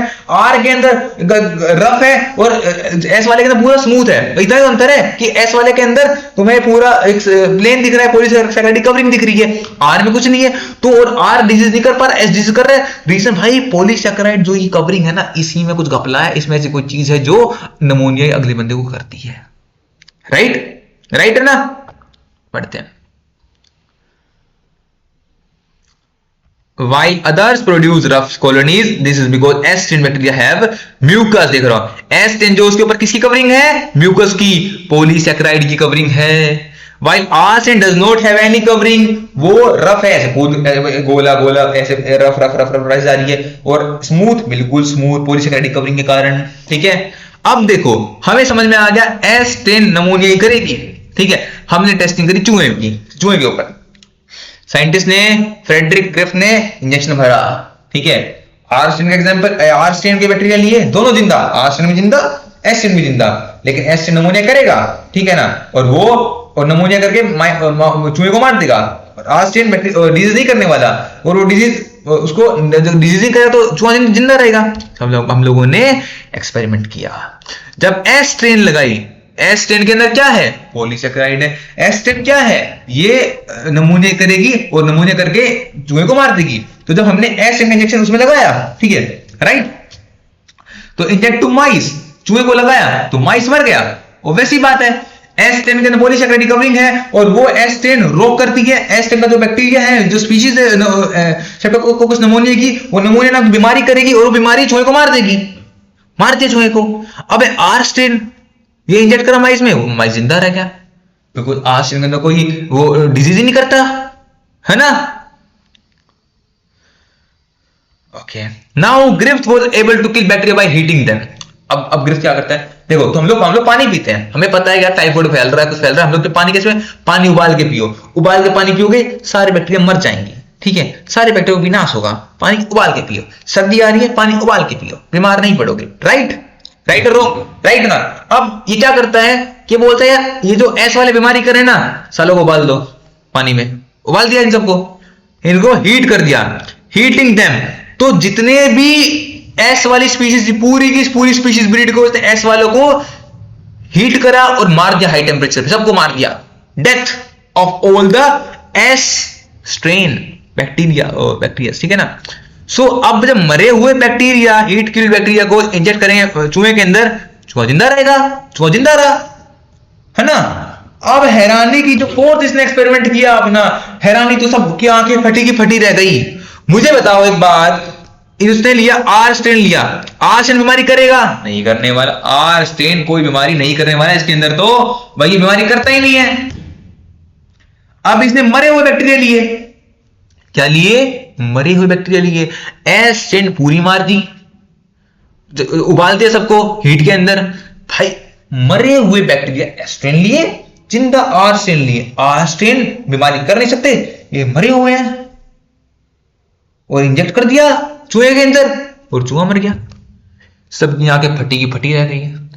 अरे भैया ये क्या हो गया, कैसे हुआ, समझ नहीं आ रहे, गिफ्ट सोच रही चलो क्या हो गया भाई, ये तो मरा हुआ था और ये तो बेचारा डिजीज कर नहीं सकता था, तो ये चूहा कैसे मर गया। यही था बैक्टीरियल ट्रांसफॉर्म। अब समझोगे क्यों हुआ, कैसे हुआ, समझो मेरी बात। अब आगे बढ़ते हैं। Injected to mixture and heat killed, injected a mixture of, क्या किया, मिक्सचर लिया, हीट किल्ड एस वाले बैक्टीरिया को मार दिया, मरे हुए बैक्टीरिया प्लस जिंदा लाइव जिंदा बैक्टीरिया, आर डिजीज करेगा नहीं, और माइस चूहा मर गया। सारे के सारे अब यहाँ के फटी की फटी रह गई, ये क्या हो गया रे, कैसे मर गया रे चूहा ये। Moreover he recovered living as bacteria from the dead mice. ठीक है, अब इसने क्या किया, इसने मैं सुनाता हूं, इसने किया क्या, चूहा मर गया। हमारे यहां जब कोई बंदा मर जाता है और समझना है कि मरा क्यों था, तो क्या करवाते हैं, पोस्टमार्टम। इन्होंने चूहे का पोस्टमार्टम करवा दिया। अरे भाई साहब पता करो रे कैसे मर गया ये, हमने तो दोनों में बिना बैक्टीरियल डाले थे, फिर भी मर गया, करो पोस्टमार्टम इसका। सो सीआईडी से डॉक्टर सालू क्या है, पोस्टमार्टम किया, तो पोस्टमार्टम रिपोर्ट में ये आया कि इसके अंदर एस स्ट्रेन मिली है, मतलब कि एस स्ट्रेन बैक्टीरिया इसके अंदर मिला है, नमूनिया है, उसने नमूने डिजीज करी तब ये मरा। अब फिर आगे फटी की फटी रह गई। अरे बाप रे, अब ये एस स्ट्रेन कहां से आ गई भाई, वो तो मैंने सारे मार दिए थे, अब मरा हुआ तो जिंदा होगा नहीं, अब जिंदे तो सिर्फ जिंदा तो सिर्फ आर स्ट्रेन थे। अब सीन ये आता है कि ये आर स्ट्रेन एल स्ट्रेन में कन्वर्ट कैसे हो गई। यही था बैक्टीरियल ट्रांसफॉर्मेशन, कि सोचो एक बैक्टीरिया ऐसे तो पूरी मरी हुई है, मरा हुआ जिंदा होगा नहीं, ऑब्वियस बात है। ठीक है, पंगा ये आ गया कि यार आर स्ट्रेन जो डली थी वो ट्रांसफॉर्म हो गई है स्ट्रेन के अंदर। मतलब सोच रहे हो, फिजिकल अपीयरेंस बदल गई बैक्टीरिया की, आ से मतलब कि गोला गोला गोला था, उसने अपने अंदर ऊपर एक पॉलीसेकेराइड की पूरी कवरिंग बनाई and now it become the S strain. उसने न्यू कैरेक्टर्स डेवलप कर लिए। हैरानी की बात ये साइंटिस्ट सोच रहे यार एस स्ट्रेन तो मरी हुई थी, आर स्ट्रेन जिंदा डाली थी, और पोस्टमार्टम में एस स्ट्रेन आ गई, ये मरा हुआ तो करेगा नहीं, ये आर एस में कैसे बदल गया, बैक्टीरिया ट्रांसफॉर्म कर लिया भाई, सबके आंखें फटी पड़ रही, समझना क्या कर, ये बैक्टीरिया ट्रांसफॉर्म हो गया। तो बैक्टीरिया ट्रांसफॉर्म हुआ कैसे, ठीक है। अब ये तुक्का मारता है, पूछा गया साइंटिस्ट की महफिल में, ये बताओ भाई गिरफ्त भाई ये कैसे हुआ, तो भाई वो बोलता है यार मुझे लगता है सर, मुझे लगता है, अब श्योरिटी तो नहीं है कोई इसकी कि कैसे हुआ, भगवान जाने कैसे हुआ, बट ये बात मुझे ऐसा लगता है कि वो जो आर स्ट्रेन था ना, उसने कुछ किया, उसने अपने चारों तरफ पॉलीसेकेराइड चेन बना ली और बन गया स्ट्रेन और मार दे चूहे को। अब इस बात पे तो कोई प्रूफ नहीं था, तो भाई कैसे मान लेते सारे साइंटिस्ट लोग, तो यहाँ पे पंगा आ गया। ठीक है, तो यार तो उसकी प्रमाण नहीं निकला कि ये bacteria R strain bacteria S strain में ट्रांसफॉर्म कैसे हुआ। He conducted that the R strain bacteria had somehow been transformed by heat killed S strain bacteria। ठीक है, ये ऐसे बोलता है फ्रेडरिक अपने उसमें, यार मुझे ऐसा लगता है जो आर स्ट्रेन बैक्टीरिया था, ऐसे तो मरे हुए थे, जो मैंने आर स्ट्रेन बैक्टीरिया लगाया था, आर स्ट्रेन बैक्टीरिया ने एस स्ट्रेन बैक्टीरिया की लाश का कुछ इस्तेमाल करा और अपने चारों तरफ पॉलीसेकेराइड चेन बना ली। Some transforming principle transferred from the heat-killed S strain bacteria and enabled R strain synthesize to smooth polysaccharide coat and become virulent. This must be due to the transfer of the genetic material. However, the biochemical nature of the genetic material was not defined from his experiment. ठीक है, अब ये बोल रहा है कि sir जो भी हुआ है ना, जो भी हुआ है इतना पता है कि आर से जो जिंदा बैक्टीरिया था, इसने कुछ ना कुछ एस स्ट्रेन से कुछ ना कुछ लिया है और कुछ ना कुछ ट्रांसफर हुआ है और इसने पॉलीसेकेराइड चेन बनाई और ये स्ट्रेन बन गया। लेकिन क्या हुआ कैसे हुआ हमें नहीं पता, तो कुछ प्रमाण नहीं मिला, was not defined from the experiment. ठीक है ना, आगे बढ़ते हैं। ठीक है, तो now biochemical practice of transforming principles. अब भाई फंडा ये आता है कि वो केमिकल कौन सा था इस मरे हुए एस स्ट्रेन की लाश के अंदर, कि जो आर स्ट्रेन में गया और आर स्ट्रेन एस स्ट्रेन में कन्वर्ट हो गया, ट्रांसफॉर्म हो गया। उसमें क्या उसको डंबल मिल गए थे कि आर स्ट्रेन डंबल मारे और एस स्ट्रेन बन गया, क्या हुआ क्या ये, वो बायोकेमिकल क्या था, वो बायोकेमिकल किसका था वो सीन। ठीक है, अब यही फ्रेडरिक ग्रिफ्थ के कुछ स्टूडेंट थे। Frederick Griffith was teacher professor और उसके कुछ स्टूडेंट थे आपके 3-4 साइंटिस्ट। ठीक है, prior to the work of Oswald Avery, Colin MacLeod and Maclyn McCarty, ठीक है ना, in 1933-1944 the genetic matter was thought to be a protein. ठीक है, they work to determine the biochemical nature of transforming principle of Griffith experiment. They work that क्या Griffith ने experiment किया है, इसका पता करो कि ये जो ये कन्वर्ट कैसे, वो बायोकेमिकल चीज क्या थी मरे हुए स्ट्रेन के अंदर। ठीक है। दे प्यूरिफाइड बायोकेमिकल्स, एस स्ट्रेन को निस्तनाबूद कर दिया, काट पीट दिया। एस स्ट्रेन किस किस से बन रखा था मुझे बताओ, ये मरा हुआ एस स्ट्रेन में क्या क्या चीज थी? वो बोले प्रोटीन था, ठीक है, प्रोटीन अलग करो इसका।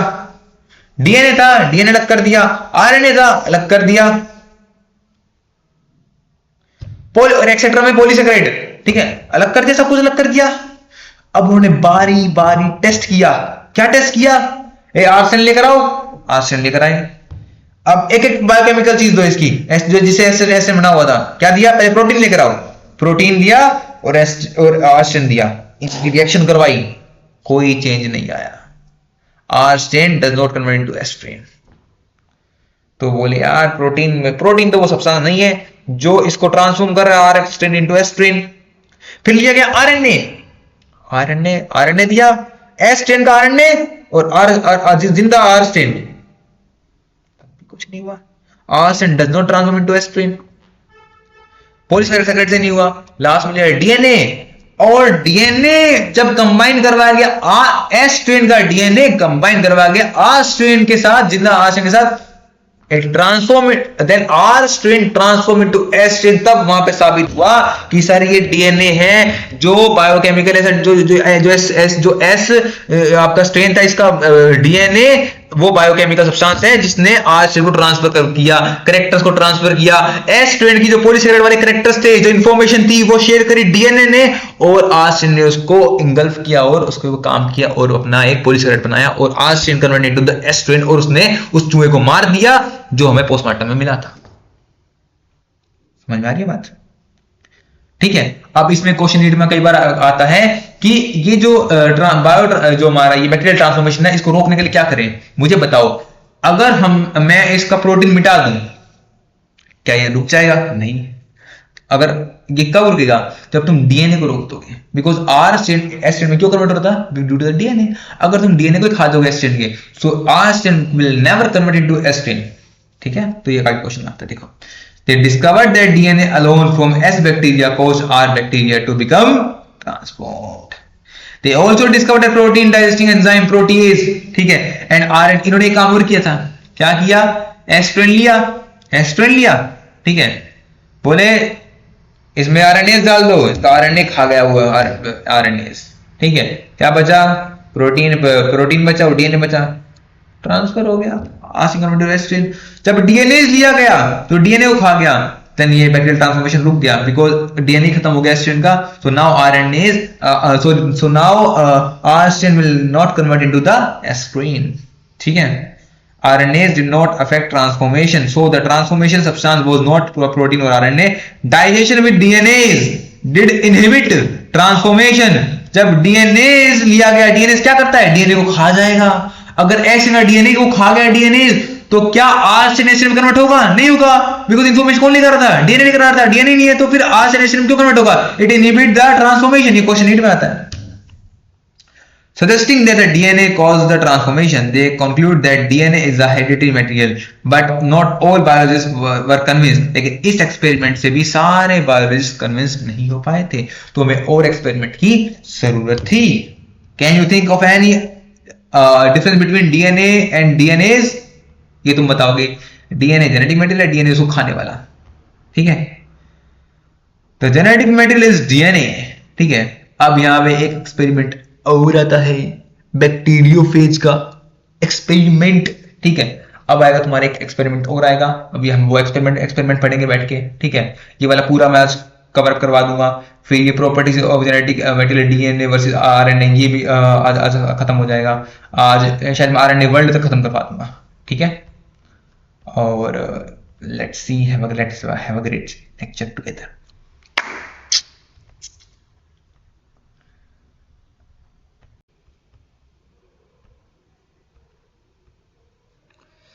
So now the topic is, एक और एक्सपेरिमेंट आया। देखो मैंने क्या बताया था कि भाई फ्रेडरिक ने अपना प्रूव किया कि डीएनए इज द, फ्रेडरिक ने नहीं, किसने प्रूव किया? 3 उसके स्टूडेंट ने प्रूव किया कि DNA is the genetic material. कौन कौन थे वो? नाम बताओ जल्दी फास्ट। मैं अभी बताया था फास्ट, कौन कौन थे वो बंदे। कहा गया, ये रहा, ये एवरी पेवरी जो थे ना बंदे, एवरी, कोलिन, मैक, ये 3 बंदों ने मिलके प्रूव किया दैट जो भाई ये फ्रेडरिक का एक्सपेरिमेंट था उसके अंदर जो ट्रांसफॉर्म हुआ था वो डीएनए था, ठीक है। अब कुछ साइंटिस्टों ने मना कर दिया, क्या लिखता है, all biologist were not convinced, ठीक है। अब उनको कन्विंस करने के लिए एक नए महारथियों की एंट्री होती है, 2 महारथी जिनको नोबेल प्राइज मिला था इस चीज के ऊपर, जिन्होंने डीएनए की खोज करी थी। एक तरह से उन्होंने साबित किया था कि डीएनए ही वो जेनेटिक मटेरियल जो आगे कैरेक्टर को लेके जाएगा। The unequivocal proof that DNA is a genetic matter came from the experiment of Alfred Hershey and Chase। यानी हर्शे एंड चेज 2 साइंटिस्ट से, उनके एक्सपेरिमेंट ने प्रूव किया था, जो कोई क्वेश्चन नहीं उठा पाया था इनके एक्सपेरिमेंट के बाद। तो उनके एक्सपेरिमेंट क्या था, क्या क्या इन लोगों ने वो पढ़ते हैं और इन्होंने कैसे क्या किया, ठीक है ना। Let's have a study on another experiment Hershey and chase bacteriophage के ऊपर किया था, ठीक है। इन भाई साहब ने प्रूव कर दिया कि DNA is the genetic material which transfer the character from one generation to the another, okay. So उन्होंने किया था बैक्टीरियोफेज के ऊपर। सो बैक्टीरियोफेज पहले एक वायरस है, ठीक है, और बैक्टीरियोफेज एक वायरस है, और बैक्टीरियो मतलब कि बैक्टीरिया, फेज मतलब कि खाने वाला, ऐसा वायरस जो बैक्टीरिया को खाएगा। बैक्टीरिया सबको बीमार करता है, सबको खाता है, ये बैक्टीरिया को खा जाते हैं, ठीक है, बैक्टीरिया में डिजीज करते हैं, ठीक है। सो ये वायरसेस है।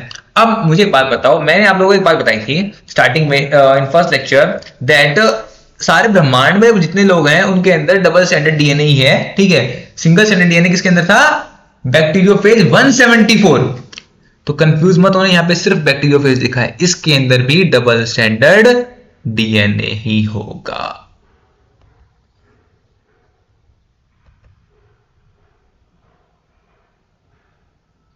समझ में आ गई? ये देखो, ये है बॉस राइटिंग, डाउन है अपने लेवल पे, ठीक है। सो 1952 में इन्होंने दिया अपना एक्सपेरिमेंट। अब क्या किया, कैसे किया बताते हैं। देखो, जो वायरसेस होते हैं ना, समझना, अब थोड़ी देर मेरी बात सुन लो, फिर रीडिंग करवानी, ये एक्सपेरिमेंट करता हूं, बात सुन ले जाओ थोड़ी देर, ठीक है।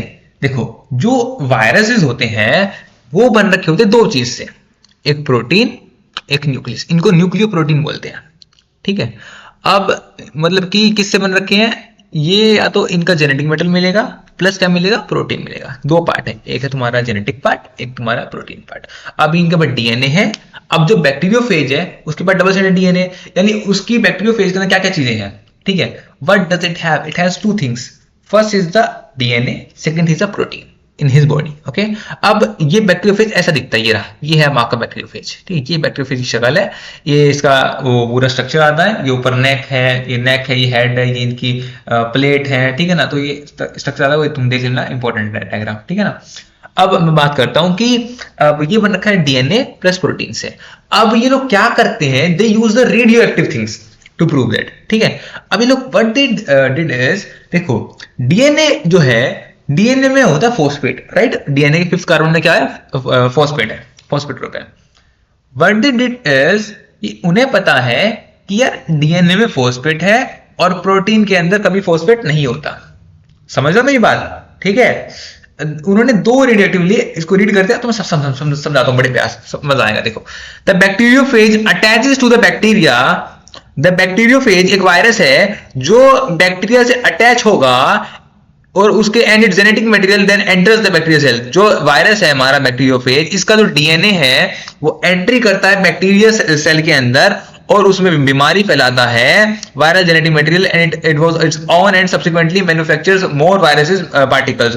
और अपने जैसे वायरस मतलब बैक्टीरिया अपने मल्टीप्लाई करते रहेंगे उस बैक्टीरिया की बॉडी के अंदर और बैक्टीरिया को मार डालेंगे, ठीक है। Hershey and Chase work to discover whether it was protein और डीएनए, ठीक है, from the virus that entered in the bacteria. अब ये इन्होंने क्या डिस्कवर किया, देखो, वायरस बैक्टीरियोफेज के पास 2 चीजें, एक है डीएनए, एक है प्रोटीन, ठीक है। अब ये जो बैक्टीरियोफेज है करता क्या है, अपना जेनेटिक मटेरियल डालेगा बैक्टीरिया के अंदर, वो मल्टीप्लाई करेगा और बैक्टीरिया मार डालेगा। अब मैटर ये करता है, अभी भी कुछ क्वेश्चन साइंस का क्वेश्चन रहते हैं ना कि भाई जेनेटिक मटेरियल डीएनए या फिर प्रोटीन है, ठीक है। अब ये बोले देखो यार, अब देखना में ये है कि इस बैक्टीरिया के न्यूक्लियस के अंदर इस वायरस का जेनेटिक पार्ट घुसेगा या फिर तुम्हारा protein घुसेगा।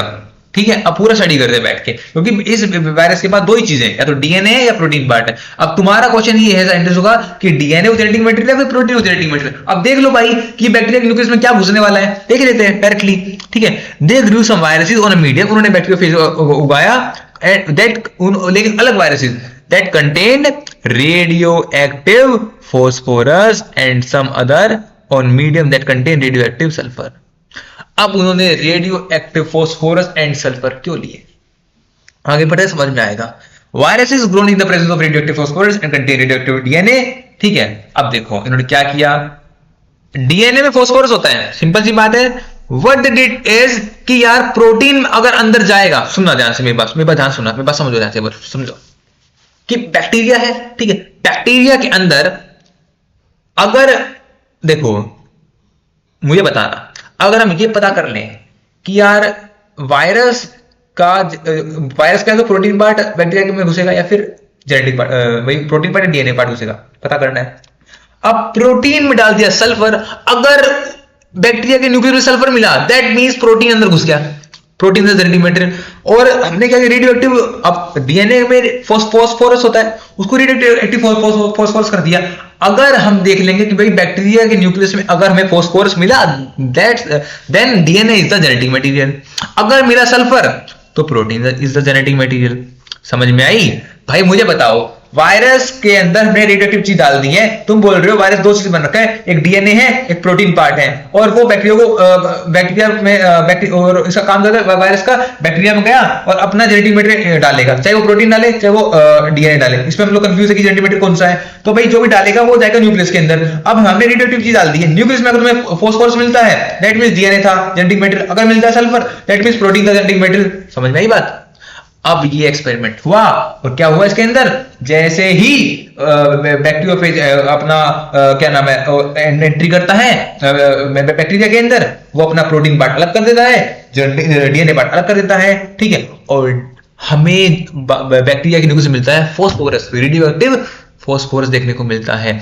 So after that we can easily say भाई डीएनए ही जेनेटिक मटेरियल है, बिकॉज प्रोटीन पार्ट तो इस बैक्टीरियोफेज का उस बैक्टीरिया के न्यूक्लियस में गया ही नहीं। बैक्टीरिया के न्यूक्लियस में क्या गया, डीएनए गया, प्रोटीन पार्ट ऑफ वायरस उसके बैक्टीरिया के साइटोप्लाज्म में रहा। ठीक है, और जो वायरस था इसका जेनेटिक मटेरियल गया बैक्टीरिया के डीएनए में और बैक्टीरिया को तबाह कर दिया। ठीक है, यही इन्होंने क्या, virus grow in the presence of radioactive phosphorus contain radioactive DNA. देखो phosphorus contain radioactive DNA, because हमें पता है कि डीएनए में क्या होता है, फॉस्फोरस होता है, उस फॉस्फोरस को हमने क्या बदल दिया, रेडियोएक्टिव फॉस्फोरस से बदल दिया, but not radioactive protein, because DNA contains phosphorus but protein does not, क्योंकि देखो प्रोटीन फॉस्फोरस होता ही नहीं है। अगर हमें न्यूक्लियस में रेडियोएक्टिव फॉस्फोरस मिल गया इट मींस डीएनए गया है। ठीक है भैया, हमने किया और प्रोटीन में डाल दिया सल्फर।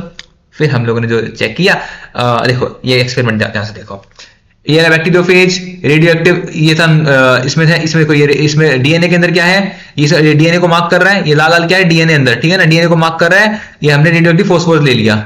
ठीक है, और जो प्रोटीन पार्ट था ये जो इसकी गर्दन पकड़ रखी है, गर्दन में क्या है, सल्फर है, प्रोटीन पार्ट है, रेडियोएक्टिव सल्फर है। अब जैसे ये बैक्टीरिया सॉरी ये वायरस, ये बैक्टीरिया है, ये बैक्टीरिया के ऊपर ये वायरस चढ़ा, ठीक है, इसके ऊपर बैठ गया। अब ये क्या करा, अंदर अपना क्या डाल दिया इसने, कोई ये काला काला अंदर गुजार, देखो ये काला काला, देखो काला काला क्या आ रहा है ये। ठीक है, ये क्या अंदर प्रोटीन पार्ट आ रहा है। ठीक है, मतलब अभी अंदर एंट्री दे रहा है। ठीक है ना, ये ब्लेंडिंग हो रहा है, सेंट्रीफ्यूगेशन हो रहा है, अलग करने के लिए सब समझाऊंगा, कुछ खास नहीं है। ठीक है ना, ये एनसीईआरटी एग्जांपल इतना समझ लो कि ये वायरस बैक्टीरिया में बैठा, अपना जेनेटिक मेटर, इसका जेनेटिक मेटर घुसेगा न्यूक्लियस के अंदर और वहां पे मल्टीप्लाई करके उसको तबाह कर देगा, और जिसका प्रोटीन पार्ट है वो साइटोप्लाज्म में घूमता रहेगा, और वो जो ब्लेंडिंग सेंट्रीफ्यूगेशन उन्हीं की हो रही है। अब फिर क्या करेगा, जब मुझे एक बात बताओ, ये क्यों है ब्लेंडिंग सेंट्रीफ्यूगेशन क्यों करवा रहे हैं, blending to mix, centrifugate to differentiate. होता क्या है, वायरस का डीएनए घुसा बैक्टीरिया के न्यूक्लियस के अंदर, उन सबको इन्फेक्ट करके, तबाह करके, मार के, अपना मल्टीप्लाई करके, तो यहां से डीएनए अलग हो गया। अब डीएनए न्यूक्लियस बाहर आ जाएगा। ठीक है, और यहाँ पर प्रोटीन पार्ट पहले साइटोप्लाज्म फैला हुआ था, अब सब मिक्स हो जाएगा। तो अब सेंट्रीफ्यूगेट करेंगे ताकि बैक्टीरिया अलग, ताकि डीएनए अलग हो सके और प्रोटीन पार्ट अलग हो सके। That's why we use the term centrifugation, blending, first time पे इन्फेक्शन। ठीक है, now radioactive phages were allowed to attach to E. Coli bacteria. हाँ, इसमें एक आधी बात शायद मैं नहीं बताई, देखते हैं क्या नहीं बताया। सब तो बता दिया, एनसीईआरटी हर एक लाइन में कवर अप कर दी। पर मेरे माइंड में एक दो बातें आ रही, मैं तुम्हें वो बता देता हूँ, ठीक है। मेरे माइंड में एक दो बातें आई तो मैं वो आपको बता देता हूँ, ठीक है। अब देखो यहाँ पे इक्वलाइज वर्ड है इसलिए कि बैक्टीरियोफेज जो होता है ना, ठीक है, ये कई तरह के होते हैं, समझाता हूँ। जैसे कि T1, T2, T3, T4, T5, T6, T7, ये कई तरह की बैक्टीरिया है, ये कई तरह के वायरस होते हैं, ठीक है। अब ये नामकरण क्यों रखे गए? क्योंकि स्पेसिफिक वायरस स्पेसिफिक बैक्टीरिया पे हमला करता है, स्पेसिफिक वायरस स्पेसिफिक बैक्टीरिया को खाता है, ठीक है। अब हमारी मेडिकल फील्ड के अंदर सबसे जो सबसे ज्यादा स्टडी किया हुआ बैक्टीरिया वो कौन सा है? इकोलाई बैक्टीरिया है। तो हम लोगों ने इकोलाई बैक्टीरिया लिया था, और कौन सा बैक्टीरियोफेज वायरस लिया था? T2। कौन सा लिया था? हमने लिया था मैं बड़ा लिख रहा हूं, ये क्वेश्चन आता है इसलिए लिख रहा हूं, T2 बैक्टीरियोफेज इकोलाई को खाता है, इसलिए हम लोग कौन सा लिया था? T2 बैक्टीरियोफेज लिया था, और बैक्टीरिया कौन सा था? इकोलाई था, ठीक है। कई तरह के होते हैं वैसे बैक्टीरियोफेज, T1, 2, 3, 4, 5, 6, 7, 8 कई होते हैं। Then as infection proceed, viral codes were removed। देखो क्या हुआ, जो वायरस का था पूरा कोड रिमूव हो गया, ठीक है। और ये क्या बोलते हैं, डीएनए पार्ट अलग हो गया और ये प्रोटीन पार्ट अलग हो गया, ठीक है। The virus particle was separated from the bacteria by spinning them in a centrifugate. जो बैक्टीरिया के पार्ट थे उनसे अलग कर दिया, सेंट्रीफ्यूगेट करके घुमा घुमा। सेंट्रीफ्यूगेट क्या होता है? वो मिक्सी में तुम डाल दो, मतलब तुम्हें घी बनाना, क्या करते हो तुम घी निकालने के लिए? दही से सेंट्रीफ्यूगेशन करते हैं, चक्री चक्री घुमाते हैं ना, ऐसे ही। Bacteria which was infected with viruses that had radioactive DNA were radioactive, ठीक है।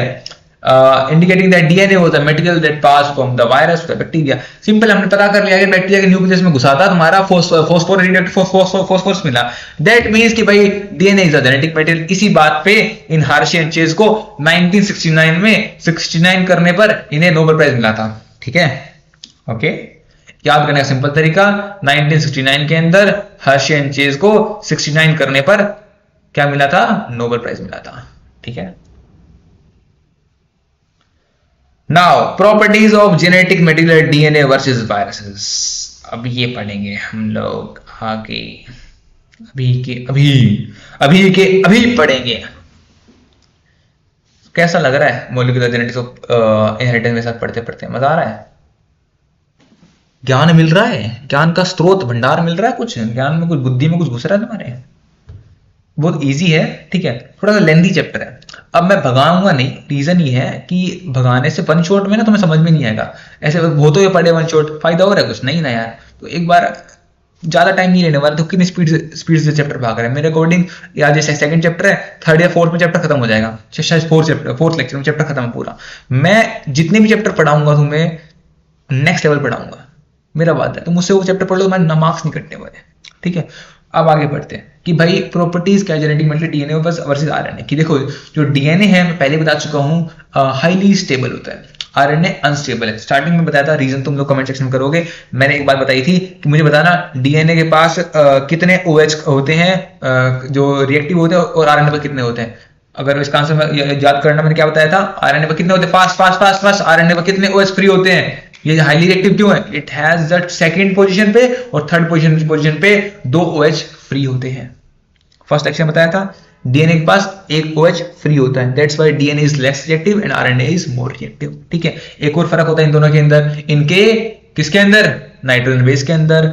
DNA has a thymine and RNA has uracil. Uracil is a more reactive, thymine is a less reactive, ठीक है।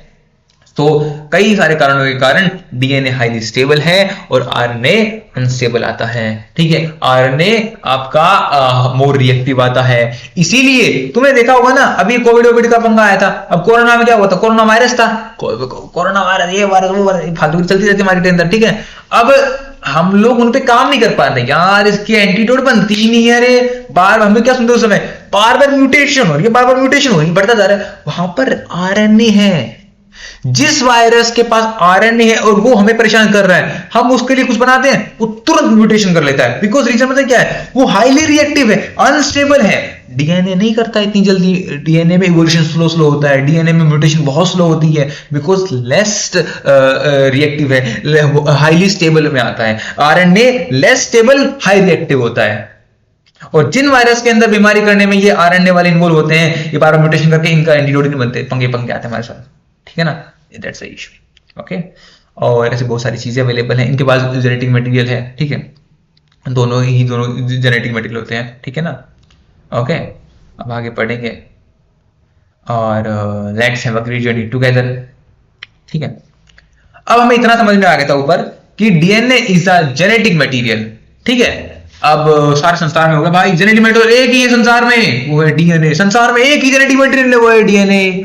अब हर्शी एंड चेज के ऊपर भी काली पोत दी गई, उनके ऊपर भी एक सवाल पूछा गया, नोबेल प्राइज विनर हो तो हमें ये बताया जाए, मार्केट में सवाल आया तो बोल रहे हो सारे संसार में एक ही जेनेटिक मटेरियल है डीएनए।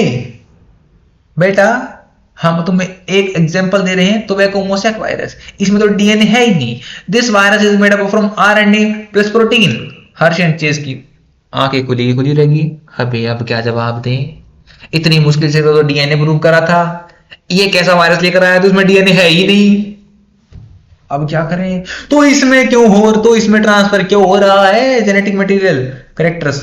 अब तो इतने एक्सपेरिमेंट कोई करें, क्या प्रूव किया लोगों ने, DNA genetic material. Harsh and chase पे सवाल उठा गया, ए जवाब दे, इसमें तो डीएनए है ही नहीं। फिर कंक्लूजन आया कि यार जेनेटिक मटेरियल दो हैं मैक्सिमम केस के अंदर, हमने जो फर्स्ट सेक्शन बताया था, सारे ब्रह्मांड के अंदर हर एक में पार्ट डीएनए ही तो जेनेटिक मटेरियल है, एक्सेप्ट सम वायरसेस, कुछ वायरस पर आरएनए भी होता है। और ये एक साइंटिस्ट लेकर आए थे आरएनए के, अभी तो मोसैक वायरस आगे आने वाला है, ठीक है। Okay. From the foregoing discussion, it is clear that debate between protein and versus DNA, which is a genetic material, DNA is a genetic material. Clear हो गया था हमें सारे एक्सपेरिमेंट वगैरह से, was unequally resolved from Hershey and Chase experiment, और उनको Nobel prize मिला था 1969 पे। क्या करने में मिला था, डिस्कवरी नहीं, 69 करने को उनको नोबेल प्राइज मिला था, समझ में आई बात। It become an established fact that it is a DNA that act as genetic material, ठीक है।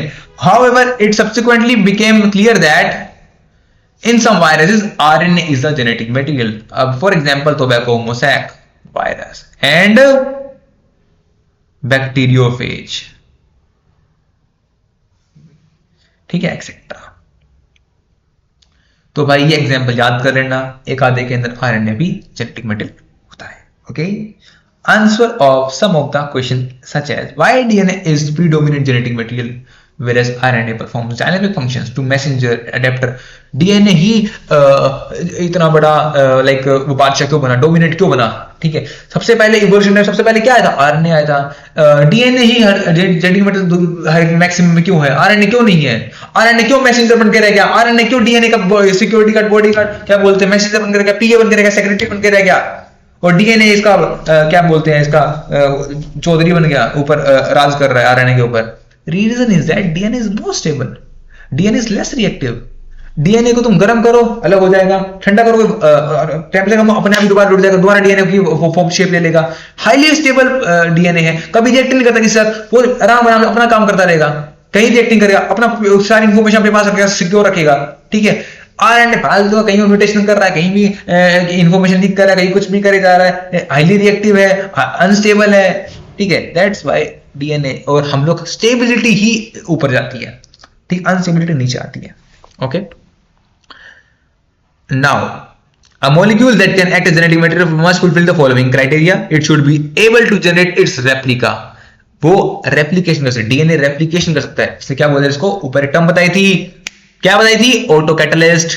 It should be stable chemically and structurally, जो कि डीएनए पूरा पूरा स्टेबल है, जो आरएनए स्टेबल नहीं है। It should provide the scope of slow changes, mutation slow होनी चाहिए ताकि इवोल्यूशन धीरे धीरे धीरे हो।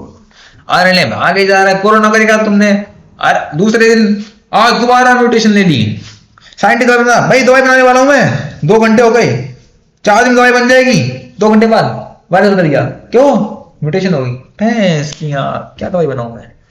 लेकिन डीएनए में ऐसी नहीं होता, डीएनए हाईली स्टेबल है, ठीक है। एग्जाम्पल दे रहा हूं मैं तुम लोगों को समझाने के लिए, ठीक है ना। It should be able to express itself in the form of Mendelian characters। Now, if one examine each requirement one by one because of the rule of base of pairing and complementary. Both the nucleic acid and RNA have the ability to direct their duplication. दोनों के दोनों DNA and RNA अपनी copies बना सकते हैं. तो पहली जो इनकी प्रॉपर्टी थी रेप्लिकेशन वाले को, ये चीज अभी हम लोग पढ़ रहे हैं, कंपेयर कर रहे हैं RNA DNA को, इनकी कौन सा मोर स्टेबल है, कौन सा क्यों है, इनमें क्या क्या डिफरेंस है, इन्हीं 4 पॉइंट पे करेंगे. ठीक है ना, मेजरली. तो जो पहला पॉइंट है दोनों में सिमिलर है, दोनों रेप्लिकेशन कर सकते हैं. ठीक है.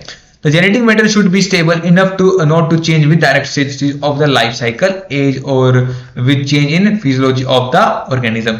Stability is one of the properties of genetic material was very evident in Griffith transforming principle. Stable होना बहुत जरूरी है. Itself that heat which killed the bacteria at least did not destroy some of the properties of genetic material. समझ में आई बात? देखो, जब वो ग्रिफ्थ एक्सपेरिमेंट हुआ था, जब एस स्ट्रेन को हम लोगों ने पूरा उबाल दिया, बैक्टीरिया मर गया, साला डीएनए नहीं मरा. क्योंकि ये प्रॉपर्टी होनी चाहिए. डीएनए इतना हाईली स्टेबल है, तुम उसको गर्म करोगे, हीट करोगे, वो शेप बदल लेगा, वो अलग हो जाएगा, तो स्टैंड बना देगा. ठीक है. लेकिन जैसे ही टेम्परेचर कम होगा, दोबारा डीएनए फॉर्म कर लेगा दोबारा से. इतना हाई स्टेबल है, हीट का घंटा फर्क नहीं पड़ता डीएनए का. अरे बाहर में जा, ये सीन है डीएनए का. ठीक है. और उसने फिर क्या किया, डीएनए ने आर्सिन में घुसा और आर्सिन को कन्वर्ट कर दिया बैक्टीरिया ट्रांसफॉर्मेशन इनटू एस्ट्रेन. समझ में आई? इतना हाईली स्टेबल है डीएनए, जो कि आरएनए नहीं है. This now can easily be explained in light of the DNA that the two strands being complementary is separated by heating. देखो यही बात मैं बोल रहा हूँ, हीट करोगे स्ट्रैंड को कॉम्प्लीमेंट्री अलग अलग हो जाएंगी, ठंडा करोगे दोबारा जुड़ जाएंगी. ठीक है. Further 2 OH group present in every nucleotide in RNA. RNA में RNA is more reactive because it has second position पे OH है, second और third group पे OH, यानी 2 OH group present. कितने? 2 OH group present है तुम्हारे RNA के अंदर. वही मैंने बताया था, DNA में एक ही होता है. ये मैंने फर्स्ट लेक्चर में एक्सप्लेन कर रखा है. DNA chemically is less reactive, ये लेस रिएक्टिव है, और RNA मोर रिएक्टिव है. DNA हाईली स्टेबल है, RNA अनस्टेबल है, इसलिए डीएनए राज करता है. In fact the presence of the thymine, मैंने बताया thymine is more stable, uracil is less stable and reactive. Thymine is less reactive. तो डीएनए को बहुत ज्यादा स्टेबिलिटी मिली हुई है. ठीक है ना. Now both DNA and RNA able to mutate, लेकिन डीएनए स्लो म्यूटेशन करता है, आरएनए म्यूटेट भागता रहता है, म्यूटेशन में रुकता ही नहीं है. ठीक है ना. जो वायरस में बताया ना, जब वायरस अभी बन रहे हैं, फालतूगिरी हो रही है, एचएमपीवी ये फलाना निमकाना, दिक्कत क्या होती है, वायरस डीएनए में कोई नहीं, इसकी अरे यार धीरे धीरे म्यूटेशन कर रहे हैं, 12 साल लगाए म्यूटेशन करने में, जो भी टाइम लगाएगा, आराम से कैंडिडेट बना के खत्म कर देंगे इसको. अब आरएनए होगा, हर 2 घंटे में हर दिन अलग उसका चेंज कर देता, पूरा म्यूटेट हो रहा है बार बार. ये दिक्कत आती है. समझ गए मेरी बात? Okay. RNA can directly code for the synthesis of protein. RNA directly protein बना सकता है, hence can easily express the character. RNA easily ही इतना हाईली अनस्टेबल है, इतना हाईली रिएक्टिव है, तुरंत प्रोटीन बना के दिखा देता है, और उसको कैरेक्टर को शो कर देगा. अब जितने वायरस होते हैं, 2-4 घंटे म्यूटेशन हुई, फिर तुरंत RNA जेनेटिक मटेरियल था, प्रोटीन बनाया, एक्सप्रेस हो गया, आ गया भाई मैं शहंशाह. ये ऐसा सीन चल रहा है RNA वालों का. अब DNA वाला हाईली स्टेबल है, थोड़ा टाइम लेता है और धीरे धीरे काम करता है, हाईली स्टेबल. ठीक है ना, लेस रिएक्टिव है. DNA how is dependent on RNA. अब जो डीएनए है अपने आप को कैरेक्टर को एक्सप्रेस करने के लिए, ऊपर पढ़ा था हमने सेंट्रोमा के अंदर, डीएनए पहले रेप्लिकेशन करेगा, ट्रांसक्रिप्शन इनटू आरएनए, एमआरएनए से वो बनेगा प्रोटीन बनेगा, तभी तो कैरेक्टर शो होगा. आरएनए की जरूरत नहीं है, तुरंत कैरेक्टर. डीएनए को आरएनए की नीड है, आरएनए इसका पीए बनता है. ठीक है. The above discussion indicate that both RNA and DNA can function as genetic material, but DNA being more stable is preferred for storage of genetic information. For the transmission of genetic information, RNA is better. ठीक है. Genetic information transfer कौन करता है? mRNA है. देखो messenger transfer क्या बोल रहा है, the transmission of genetic information. Transfer कौन करता है भाई? इसको प्रोटीन बनाना आता है, आरएनए को डायरेक्टली, मैसेंजर आरएनए उसके पास है, एडेप्टर आरएनए उसके पास. तो ये सब ट्रांसमिशन वाले काम कौन करता है? आरएनए करता है. और डेटा स्टोर कौन करता है सारी इंफॉर्मेशन का? डीएनए. सो नेक्स्ट टॉपिक आएगा हमारा आरएनए वर्ल्ड, और आरएनए वर्ल्ड रेप्लिकेशन, ये एक्सपेरिमेंट प्रूफ वगैरह जो भी आगे आ रखा है. ठीक है. और तुम्हारा mechanism of the enzyme, DNA, सब ये सब खत्म करवा दूंगा मैं नेक्स्ट लेक्चर के अंदर. और मैं सोच रहा हूँ कि नेक्स्ट लेक्चर के अंदर आपको कहां तक खत्म कराऊं, टाइप ऑफ आरएनए सब करा दूंगा, ये कुछ नहीं बचा, टी फैक्टर हटाओ, सब कराऊंगा. जेनेटिक कोड तक, जेनेटिक कोड से पहले जेनेटिक कोड भी उड़ा दूंगा, ठीक है। इतना मैं खत्म कराने वाला हूं नेक्स्ट लेक्चर के अंदर, और फिर एक लेक्चर और बनेगा लास्ट, और ये चैप्टर खत्म। सो जुड़े रहो भाई, ऐसे ही हम लोग पढ़ाई करते रहेंगे। Best of luck for your future and let's have a great journey together, ठीक है। और अपने कॉन्सेप्ट को इतना हाईली स्ट्रॉन्ग करो कि नीट में भी क्वेश्चन गलत ना हो।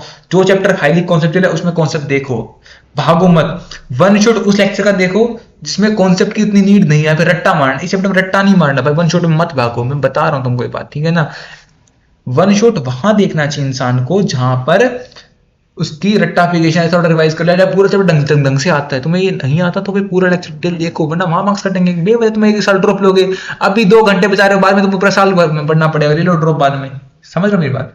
चलो पढ़ते हैं बाद में, बाय।